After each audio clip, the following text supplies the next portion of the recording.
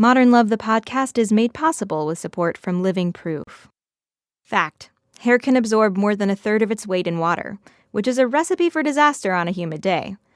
Only Living Proof's Humidity Shield will save you from looking like a frizz ball.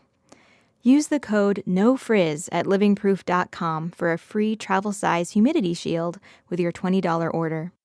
We are the science. You are the living proof. And by Squarespace. Okay, real quick. Let the world know who you are with help from Squarespace. Start a free trial today. And remember to enter offer code MODERNLOVE and get 10% off your first purchase. Now, enjoy Modern Love.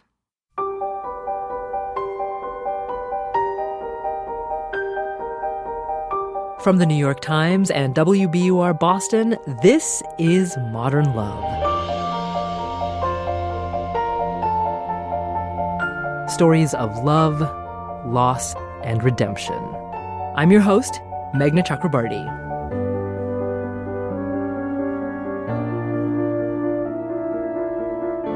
We have an encore presentation for you this week, and we're going back to one of our very first episodes of the podcast. It's a story that explores mortality with the help of a resilient pet fish, and it was brought to life by Jason Alexander. You know him as George Costanza from the iconic 90s sitcom Seinfeld, but this performance shows another side of the versatile actor. Here he is reading Dan Barry's essay, Just One Last Swirl Around the Bowl. My daughter's stupid fish is dying. She is coping with the news by making the necessary arrangements for a burial at sea via a flushed toilet. To her, death is an unformed concept. She is 5 3/4 years old. I, though, am unnerved by the fish's approaching demise.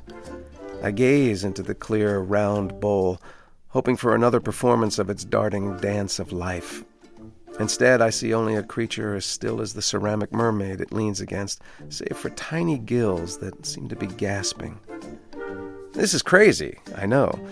The fish is well more than 3 years old and cost about $3 at the local pet store. It is the size and color of a Dorito. In the unnatural, natural order of things, its kind are like disposable toys. We humans usually consider fish like this to be eminently flushable. I'm just not up to it. For the record, I am a fish person only in the sense that I like to eat them. Then why have I become emotionally attached to a pocket-sized creature that lives in a cocoon of water? It does not sleep in my lap. We do not play fetch. Never once have I taken it for a walk or even a swim. A satisfactory answer evades me.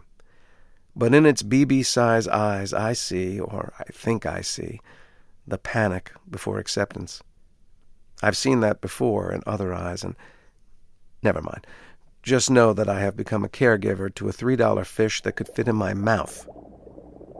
Every day now I shake out 7 or 8 pellets and carefully fling them into the bowl one by one, aiming the brown specks so they descend where the fish can eat them with minimal movement. Sometimes they float just beyond his mouth and he bites and misses. But there's little I can do. More than water separates us. "Come on, eat something, please," I say, until I remember that I am pleading with a fish. Then come flashbacks of having said these very words before, with similar emphasis. Only they were associated with cans of Ensure, chocolate, strawberry, and vanilla, bought by the case years ago in the deluded belief that they could magically protect a loved one against cancer. Come on, eat something, please. Your body needs to be strong. All those cans of Ensure poured down the drain or thrown out unopened by the six-pack, by the case. Too painful to even keep in the house once their purpose had passed. Now about this stupid fish. It is known formally as John Cronin the Fish, and it goes way back in my young family. When my older daughter, Nora, got a tropical fish several years ago, my younger daughter, Grace, became mesmerized by the swimming, the swirling, the very being of such a wondrous thing. After studying it with focused intensity, Grace finally announced that she could not go on living the beginning of her days without a fish of her own. My wife, Mary, and I tried to impress upon her the many responsibilities of fish ownership: feeding the fish, cleaning the fish's bowl, feeding the fish, cleaning the fish's bowl, feeding the fish, cleaning the fish's bowl. But Grace was 2 at the time and besotted. If we had said she would have to carry the fish to the ocean every week so that it could confer with Poseidon, she would have said, "Yes, yes, yes, please, I want a fish, please, yes." Which is what we finally said after being shamed by Nora's sweet offer to use half her life savings, about $6, to buy a fish for her little sister. The family went to the pet store, spent more on the glass bowl than on its tenant, and covered the base of its new home with small phosphorescent rocks that looked like children's breakfast cereal. We then tucked that little mermaid upright into this Fruity Pebbles beach, but she kept listening to the side as though woozy from one too many Mai Tais at some figurine mixer. A morning ritual began. My wife made the coffee, let the dog out, gently roused the girls, and did pretty much everything else that makes morning so glorious an entrance into another day. My role simply was to choose some ill-timed moment, say the last-minute school bus scramble, to call out, "Did anyone feed John Cronin the fish?" Over the years, the fish demonstrated a will to live so strong that I could not shake the old Monty Python "I'm not dead yet" routine from my twisted mind. Just one example. In carefully preparing for a 2-week vacation last summer, we corralled a relative to feed John Cronin the fish the first week and a neighbor to feed him the second week. But in the end, it was as though these conversations had been conducted at the town pool underwater, because John Cronin the fish wasn't fed for nearly 2 weeks. When we returned, we tried to ease our guilt by sending a plentiful rain of pellets cascading down around him. He accepted the food and did a twirl or two as if to say, "That's life." That is life. Though for the last few weeks, John Cronin the fish has not been enjoying it. Every morning now, I tap on the bowl in small applause, hoping this might initiate that affirming underwater ballet. But he remains still, his bowl's glass magnifying the whisper of his gills. All I can do is reach again for the small cardboard cylinder of fish food. As these brown bits of sustenance pause on water's surface, then begin their dreamlike descent to those fruity pebble rocks, I think of the sugary tea and cinnamon toast that my mother, 10 years gone, would serve me when I stayed home from school, partly sick, partly seeking reassurance that she would always, always be there when I needed her. Kids think like that. Many years later, I tried to repay the favor when my mother became wholly sick, not partly sick. "Have a sip of tea," I would say. "Have a bite of toast. Have some Ensure. Chocolate, strawberry, vanilla." But she would not. She would smile, shake her head, and look away with a gaze that was past panic. She was 61. I look now at the food pellets gathered around the fish, my face nearly pressed against the glass of the bowl. "Eat," I say sharply. My wife calls from the kitchen. "Is everything all right up there?" "Everything's fine," I call back, not wanting to get into it. And then back to the fish. "You stupid fish," I hiss. "Eat." It was the same with my father last year at the Veterans Home. At his bedside, measuring the inhalations, hoping against the evidence that he would rouse and ask for a roast beef sandwich on rye with brown mustard, a piece of Enderman's cake, a good cup of coffee, a glass of water. Just water would have delighted me. His appetite was considerable once. On Thanksgiving, my father would delight in the tray of olives and celery presented by my mother. He had a deliberate way of sprinkling salt on the stalk, then onto the turkey and stuffing and candied yams and potatoes and string beans and pie and more pie. "A sip of water, Dad. Just a sip."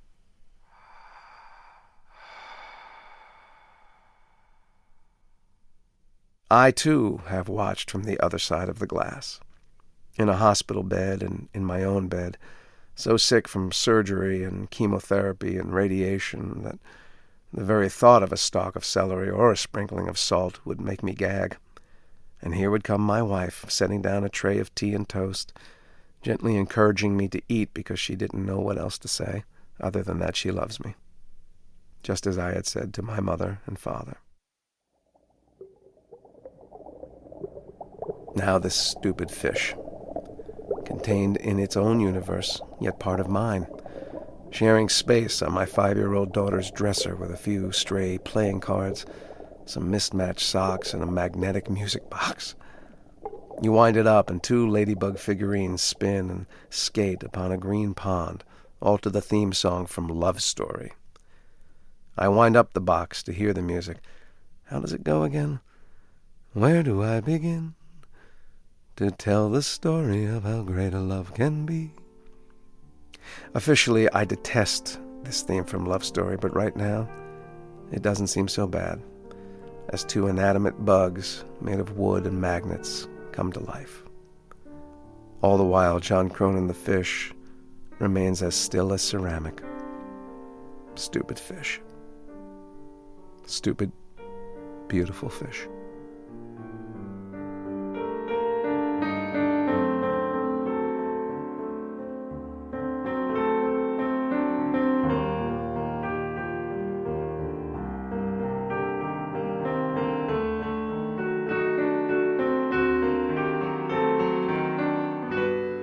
Jason Alexander, reading Dan Barry's modern love piece, Just One Last Swirl Around the Bowl.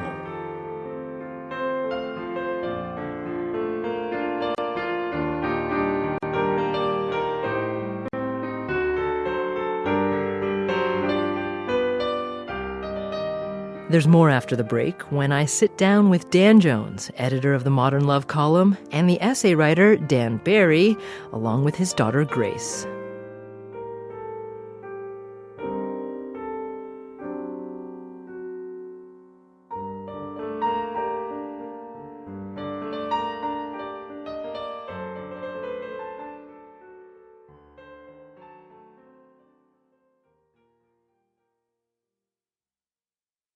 Support for Modern Love the podcast comes from Living Proof, the science behind healthy hair. I'm Katie from Living Proof, and we get love letters all the time, like this one. Dear Living Proof, I've struggled with puffy hair due to humidity for years. I tried No Frizz Nourishing Styling Cream, and bye-bye puffy, frizzy hair. This product is amazing. My hair is soft and smooth. I highly recommend it. I now can rock great hair everywhere. Love, Jill. Use the code NOFRIZZ for a free travel-sized humidity shield with your $20 order. livingproof.com. This is Modern Love, the podcast. I'm Meghna Chakrabarty, and we're joined now by New York Times columnist Dan Barry and his 12-year-old daughter Grace. Welcome to both of you. Thank you for having us. Thank you very much. Well, also with me in the studio here is Daniel Jones, editor of the Modern Love column for the New York Times. Good to see you again, Dan. Good to be here. Okay, so Dan, first of all, can I just ask, John Cronin the fish, how's he doing? He is no longer with us. He's in the great sea in the sky, or the great sea beneath us. I don't know. And did he get a funeral? How did you observe his passing? As I remember it, I think it was the traditional way, down a porcelain chute into the next world. And Grace, what did you think of that? Well, I remember asking my dad to say a speech over the toilet. I think everybody wept. So, Daniel, let me ask you, what did you think when this story came to you from Dan Barry, your Times colleague? You have to understand that my job is really about saying no more than anything else. I say no about 150 times a week and yes once. And I get a fair number of stories about memorializing lost pets, and they're pretty much a no from the get-go.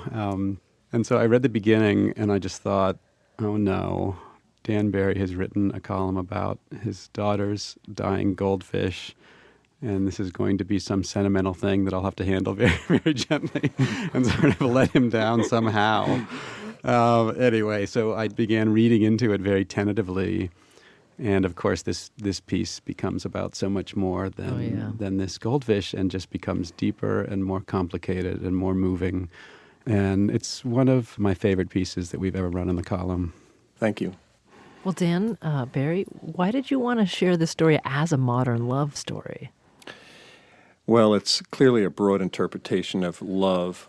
And I really was surprised by my own reaction to this dying fish. I couldn't quite understand why I was getting so upset about it. And I thought more and more about it, and it was really about mortality and trying to hold on to people we love, and also with my own flirtation with mortality, having gone through cancer twice. And it struck me, it's really about that. Well, Grace, your dad just described that he had been sick a couple times, and that both your grandparents were sick and passed away. How much do you remember? Well, my dad's dad, I remember seeing him at a nursing home. My father was in a veterans facility. Yeah, I remember you walking him into the bathroom. I was little, and I had just stopped having my mom take me to the bathroom. And I thought, when I get older, is she going to have to take me again? I can see how that must have been, really confusing for you as a kid. But Dan, Barry, one of the things that really resonated with me is that as adults, I guess that confusion is expressed more as anger. And you're really honest about how angry we can feel when our closest loved ones are fading away. Well, that's what struck me, too. I remember feeling that anger as well. Particularly with my mother.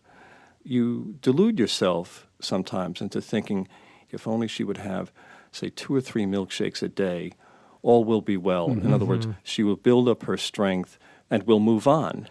And that's the anger, because I think deep down that's not the case. And deep down I knew when these little flakes of food were hitting the fish on its nose and it wasn't able to summon the strength to even open its mouth, it reminded me of my mother and my father and the anger that comes with loss. Well, we actually asked Jason Alexander, the actor who read this essay, why he picked this one in particular and why he connected with it. And here's what he had to say. My dad made it to 91 and had a really kind of wonderful life and a fairly easy passing. But the last couple of weeks as he laid in the hospital and he refused to eat and really couldn't drink, he was afraid of choking on the water. And I remember, just to make him comfortable, getting a spray bottle, something that you might mist a plant with, and just spraying some water into his mouth just so he didn't have that cottony dry feeling in his mouth. So there's lots of these moments that just, when you read them, strike you as a parent and as a child. And I guess because of that, I was drawn to it. Dan, what do you think of that? I think we all have had versions of that, these small moments, almost silly moments of trying to make the loved one more comfortable. And you look back on it, they become profound moments.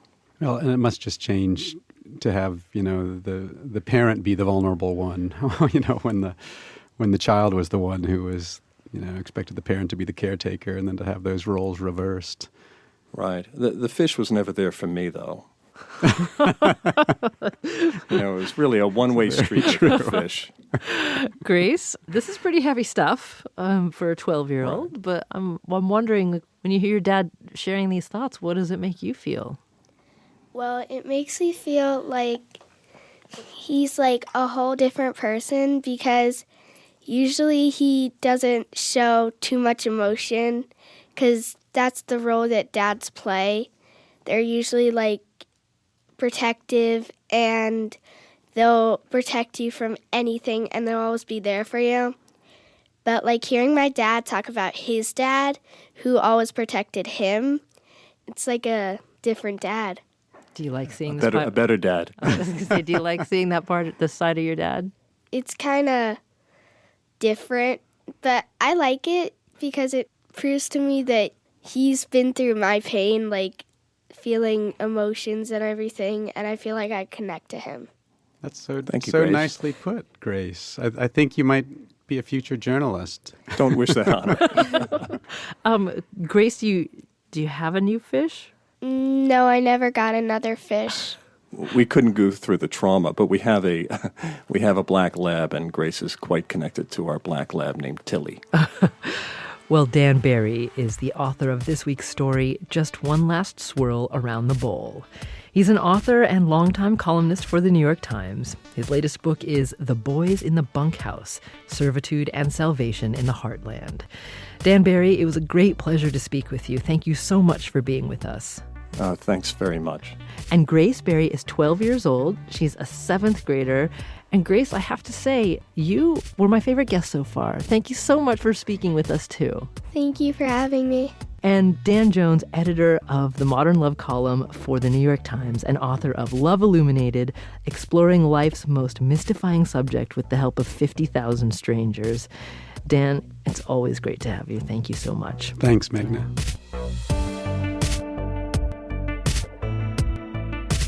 Special thanks to Jason Alexander for reading Dan Barry's story. And now we want to hear your stories about pets and life lessons.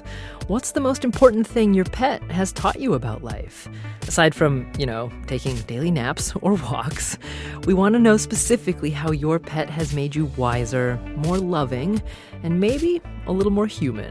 Record a voice memo on your phone, 60 seconds or less, please, and email it to modernlove@wbur.org. And next week on Modern Love, Catherine Keener, known for her Oscar-nominated work in Being John Malkovich and Capote.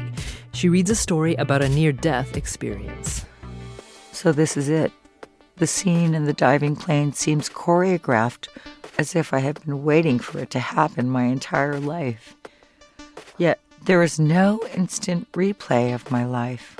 No existential secrets are revealed to me. Could the moments before death really be this banal?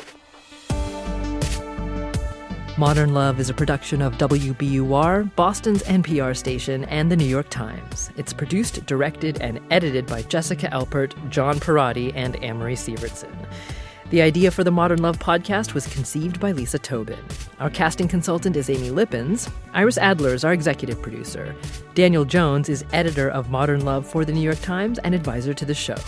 Original music in this episode composed by Mike Moschetto. And special thanks to BSX Records for letting us use Mark Northam's recording of the theme from Love Story. It's available on iTunes. And while you're on iTunes, subscribe to Modern Love if you haven't already. I'm Meghna Chakrabarty. We'll see you next week.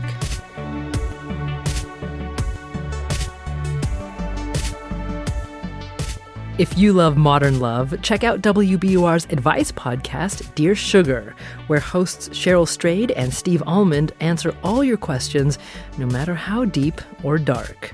Subscribe to Dear Sugar on iTunes or your favorite podcast app.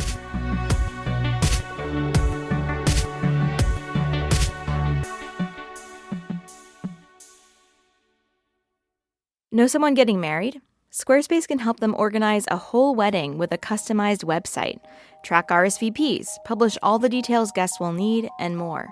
24/7 support makes it easy. Go to squarespace.com and try out their easy-to-use templates. Start your free trial today and remember to enter offer code MODERNLOVE to get 10% off your first purchase. Thanks for listening.